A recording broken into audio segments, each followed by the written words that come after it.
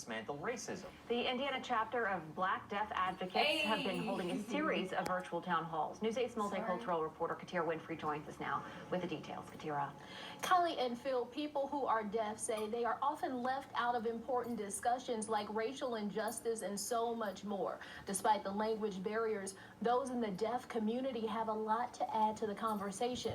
While there is a fight against ending systemic racism and other injustices, the stories about how deaf people interact in the community may go untold. The Indiana chapter of Black Deaf Advocates have been holding a series of virtual town halls centered around conversations about Black Lives Matter and dismantling racism.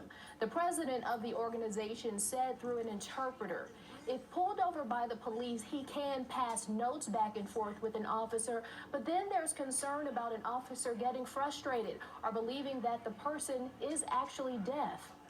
Often we are cast aside and we're marginalized. We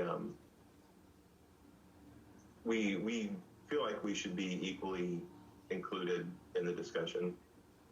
And there are so many things that are going on within the deaf community with police brutality and things like that, that police officers aren't always trained how to interact and deal with deaf people. And he says it's important to understand people who are deaf often face added oppression due to a lack of interpreting services. And you can find out how to watch previous town halls on our website and how to tune in for the next one, July 30th. Reporting in the studio, I'm WISHTV News 8's multicultural reporter, Katira Winfrey. Katira, thank you. Teenagers in Indianapolis are using